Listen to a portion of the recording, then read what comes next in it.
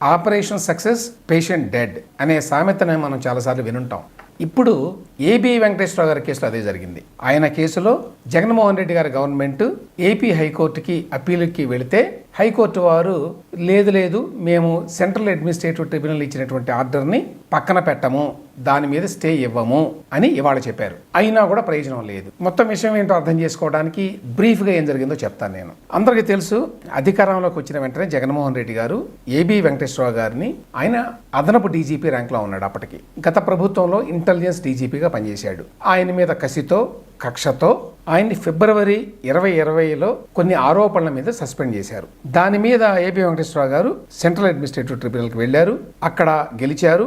దాని మీద జగన్మోహన్ రెడ్డి ప్రభుత్వం హైకోర్టుకు వెళ్ళింది. హైకోర్టులో గెలిచారు.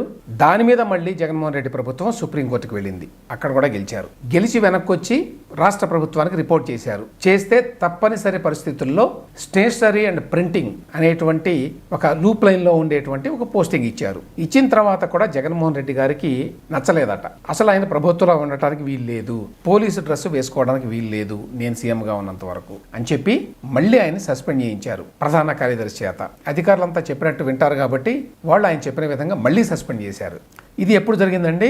2022లో జరిగింది. అప్పటి నుంచి ఇప్పటి వరకు ఆ సస్పెన్షన్ కొనసాగుతూనే ఉంది. దాని మీద పోరాడుతున్నారు ఏబి వెంకటేశ్వరరావు గారు. అప్పుడు వేస్తే కేసు సెంట్రల్ అడ్మినిస్ట్రేటివ్ ట్రిబ్యునల్లో ఎట్టకేలకి 2 సంవత్సరాల తర్వాత తీర్పు ఇచ్చారు. ఏమని? ఒకే ఇష్యూ మీద 2 సార్లు సస్పెండ్ చేయకూడదు, జగన్మోహన్ రెడ్డి గారి ప్రభుత్వం చేసిన సస్పెన్షన్ చెల్లదు అని. సో వాళ్ళ స్వీట్ టైం వాళ్ళు తీసుకున్నారు. తీసుకున్న తర్వాత 4 ఏళ్ల తర్వాత ఎట్టకేలకు ఒక తీర్పు వచ్చింది. ఆ ఆర్డర్ పట్టుకొని, అది ఎప్పుడు వచ్చిందండి ఆర్డర్? మొన్న మే 9వ తేదీన వచ్చింది. ఆయన సస్పెండ్ చేసింది ఫస్ట్ టైము 2020 ఫిబ్రవరిలో. అంటే 4 సంవత్సరాల 2 నెలల కాలం అయిపోయింది. మే 9న తీర్పు వస్తే ఆయన వెళ్ళి మళ్ళీ ఈ తీర్పు ఆర్డర్ కాపీని పట్టుకొని సీఎస్గా ఉన్న జవహర్ రెడ్డి గారి దగ్గరికి వెళ్తే ఆయన దాన్ని స్వీకరించి పోస్టింగ్ ఇవ్వకుండా కింద పెట్టుకున్నారు. ఆ తర్వాత మళ్ళీ వెళ్ళి కలిస్తే ఆయన చెప్పిన మాట ఏంటంటే, నేను జగన్మోహన్ రెడ్డి గారికి, ముఖ్యమంత్రి గారికి పంపించాను, ఆయన చెప్తారు, ఆయన నిర్ణయం ప్రకారం చేస్తాము అని చెప్పారు. అందరికీ తెలుసు జగన్మోహన్ రెడ్డి గారి నిర్ణయం ఏమై ఉంటుంది అని. ఎట్టి పరిస్థితుల్లో ఉద్యోగం ఇవ్వడానికి వీల్లేదు, పోస్టింగ్ ఇవ్వడానికి వీల్లేదు, మీరు మళ్ళీ హైకోర్టుకి వెళ్ళండి అని ఆయన చెప్తాడని అందరూ ఎక్స్పెక్ట్ చేశారు. అదే విధంగా ఆయన చెప్పారు, ఆర్డర్స్ ఇచ్చారు. వెంటనే జవహర్ రెడ్డి గారు ఏపీ హైకోర్టులో అప్పీల్కి వెళ్ళారు దీని మీద. అది మళ్ళీ వారం రోజుల గ్యాప్, వారం రోజులు పట్టింది ఇదంతా కార్యక్రమం జరగడానికి. ఆయన అప్పీల్కి వెళితే ఆ కేసును టేకప్ చేయడానికి మళ్ళీ కొన్ని రోజులు పట్టింది. వాళ్ళు టేకప్ చేసి 2 వైపులా వాదనలు వినడానికి మరి కొన్ని రోజులు పట్టింది. చివరికి మే 23వ తేదీన జడ్జిమెంట్ని, అంటే తీర్పుని రిజర్వ్ చేస్తున్నాము అని చెప్పారు. అంటే అర్థం ఏంటి? తీర్పు ఇస్తాము, కానీ ఎప్పుడు ఇస్తామో ఇప్పుడు చెప్పం, ఎప్పుడంటే అప్పుడు ఇస్తాం తెలియదు. అప్పుడు చాలా మందికి అర్థమైన విషయం ఏంటంటే, హైకోర్టు వారు తీర్పు ఇస్తారు.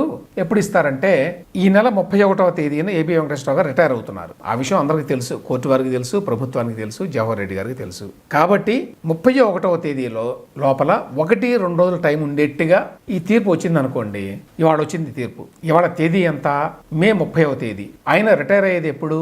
రేపు మే 31వ తేదీ. అంటే ఆయన ఈ ఆర్డర్ కాపీ ఇవాళ తీసుకొని వెళ్ళి జవహర్ రెడ్డి గారికి ఇస్తే ఇవాళ రేపు ఆయన ఒకవేళ పోస్టింగ్ ఇస్తే రేపు సాయంత్రానికి రిటైర్ అయిపోతారు ఏబి వెంకటేశ్వరరావు గారు. కాబట్టి జగన్మోహన్ రెడ్డి గారు ఏమి చేయాలనుకున్నారో అది చేశారు. అదేమిటి?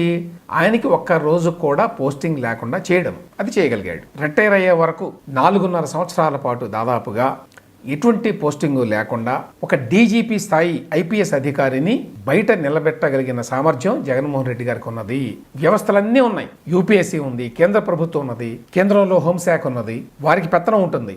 IPS, IAS, all India service అధికారుల మీద వాళ్ళంతా ఉన్నారు. న్యాయస్థానాలు ఉన్నాయి, సెంట్రల్ అడ్మినిస్ట్రేటివ్ ట్రిబ్యునల్ ఉంది, హైకోర్టులు ఉన్నాయి, సుప్రీంకోర్టు ఉన్నది. అయినా కూడా జగన్మోహన్ రెడ్డి గారు తాను ఏమి చేయదలుచుకున్నాడో అది చేయగలిగాడు. అంటే వ్యవస్థలన్నింటినీ కూడా గుప్పిట పట్టుకొని ఏ విధంగా మ్యానిపులేట్ చేయొచ్చో ఆ విధంగా మ్యానిపులేట్ చేశాడు. కాబట్టి పేరుకి ఏబి వెంకటేశ్వరరావు గారు సెంట్రల్ అడ్మినిస్ట్రేటివ్ ట్రిబ్యునల్లో గెలిచారు, గతంలో హైకోర్టులో గెలిచారు, సుప్రీంకోర్టులో గెలిచారు, మళ్ళీ ఇప్పుడు సెంట్రల్ అడ్మినిస్ట్రేటివ్ ట్రిబ్యునల్లో గెలిచారు, ఇప్పుడు మళ్ళీ హైకోర్టులో గెలిచారు. కానీ ప్రయోజనం లేదు, ఆయనకు ఉద్యోగం లేదు.